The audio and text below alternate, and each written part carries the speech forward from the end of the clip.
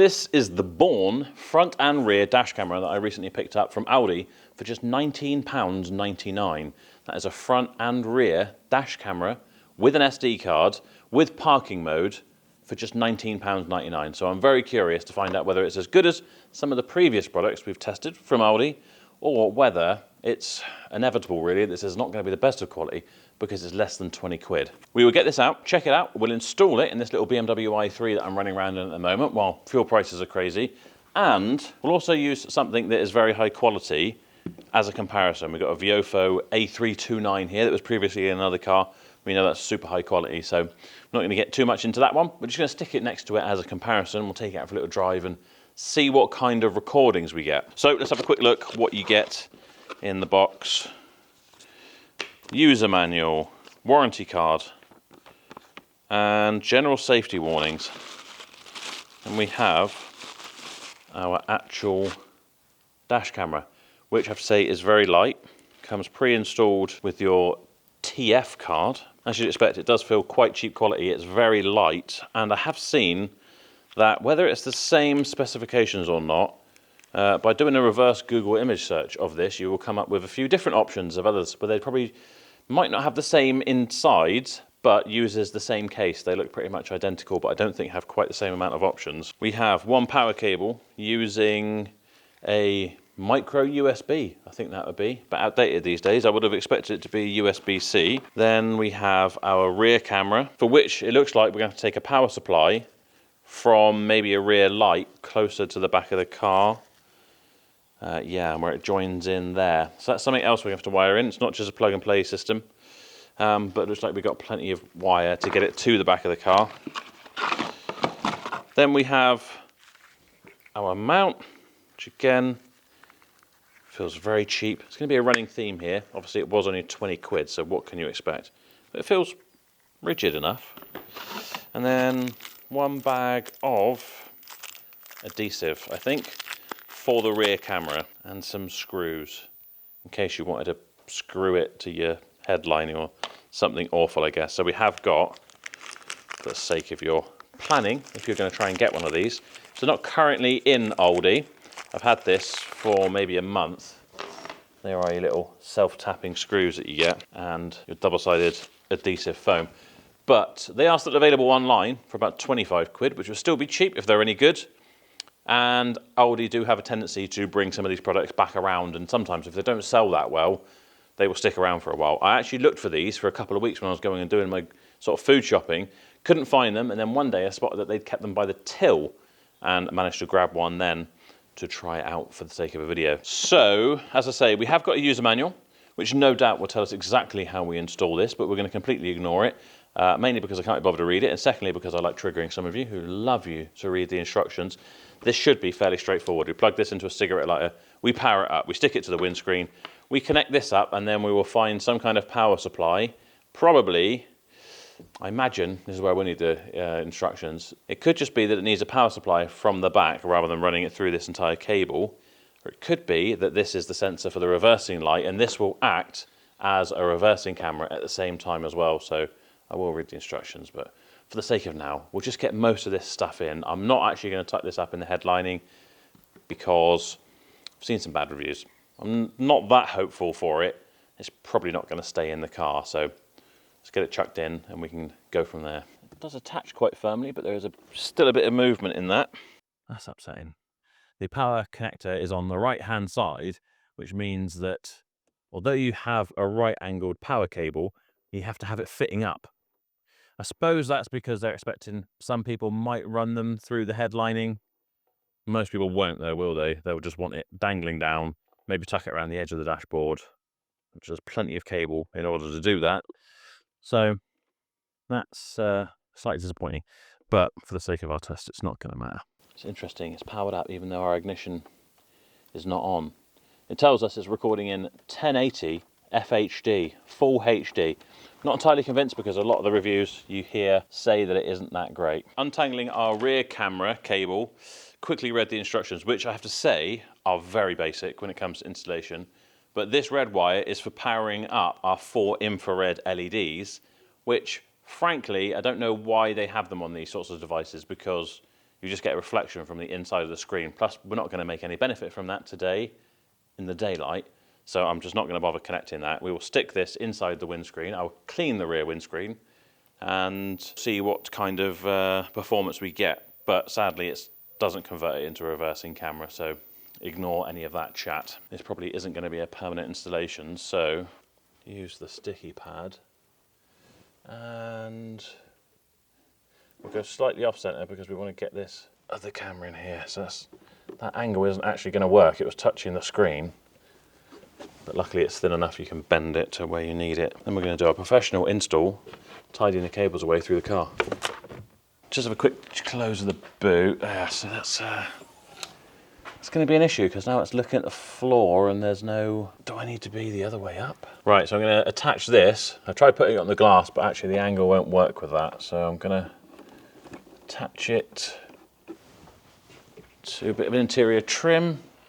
Yeah, that's a better angle. So now we've got a good view out. But as you can see, sticky pads, not the best. Which is probably why they give you self-tapping screws. We'll see what happens.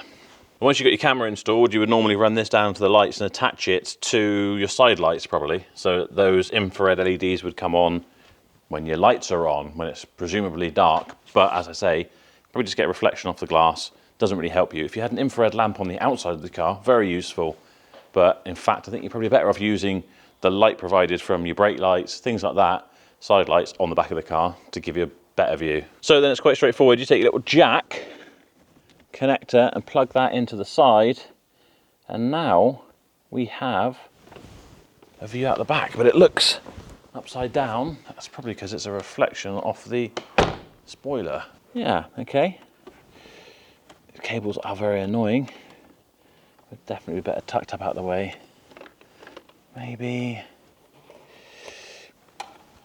we'll put them over the rear view mirror for now, just so they're out of my way. I mean, so far so good. It's recording. Downside with this running from the cigarette lighter is that the dash camera is on, so whenever there's power to the cigarette lighter, I don't know with this car whether it's on a delay because the doors are open, or whether it just means it's going to be powered on all the time, which is not really what you want. You want it to come on when the ignition comes on. All cars are different. Some will come on with the ignition, some will be on all the time. So that could be an issue, depending on your car. But for the sake of figuring out how good it is, probably not going to affect us. So I will now go around and fit the Viofo, similar places, and we'll take it out for a little bit of a test drive.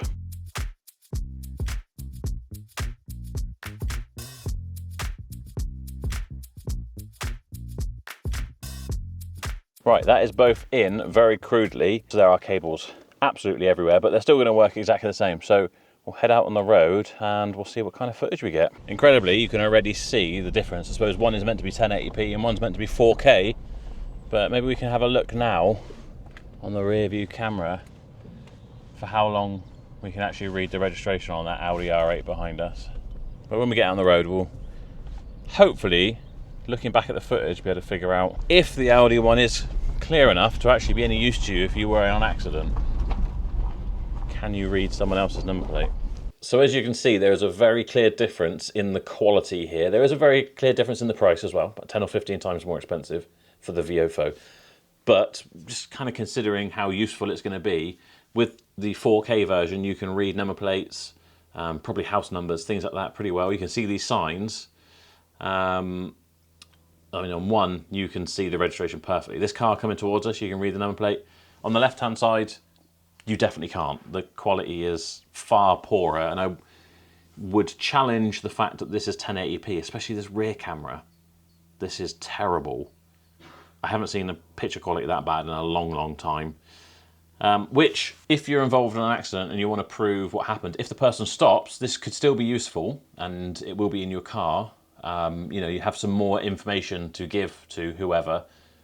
But if someone bumps into your car and they drive away, or if with the parking feature someone does something to your car and you want to be able to see their face, to be able to give it to police, I don't think this is going to help you much, especially the rear camera, which, to be expected for the price, is horrendous. You can just about make out the sort of 4-foot tall letters on the road saying slow, But other than that, you'd probably even struggle to make out models of cars, never mind what it says on the registration plate. So, in conclusion, it's not the most impressive piece of kit in the world, but it was under £20. Do I think it was worth the £20? Well, probably. I mean, what could you really get for £20?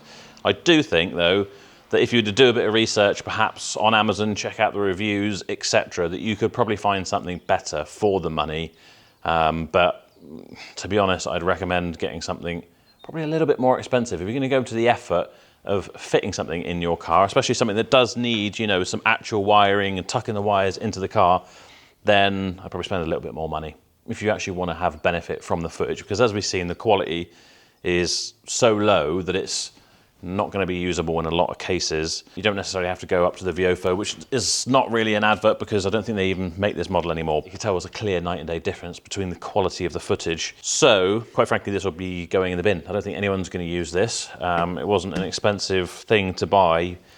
I just wouldn't rely on it. I wouldn't put it in the car. I mean, even if you film something funny happening on the road and you want to show your friends, it's going to look like, you know, 2 pixels dancing around rather than someone having a fight outside a pub. You're not going to be able to show anyone. So in that regard, I would give it a 2 out of 10. Technically it works, but it's pretty useless. For the money, it's probably a 5 out of 10. Maybe a 6 out of 10, because, I mean, what do you expect for 20 quid? In that sense, I can't really understand how they've made a camera device, a rear camera, although it's like a filming of a potato, an SD card, all that sort of stuff for £20 in a nice box, and then delivered to our UK stores. But they have. I just wouldn't bother buying another one. That's my honest review. Unlike the BAUHN CarPlay, which we use, which is actually really highly rated, this one, not so much. But that is it for this very quick video testing out this dash camera. I saw it there, didn't have high hopes, but I thought we had to try it, and my suspicions were confirmed. But let me know if you've bought one, if you disagree with my views or you agree. I saw a lot of poor reviews online, people saying they returned it, which, you know, depending on how far away you live from an Aldi, it could almost cost you more in fuel than it would for getting your money back with this thing, especially with the fuel prices at the moment. So that must have been pretty bad.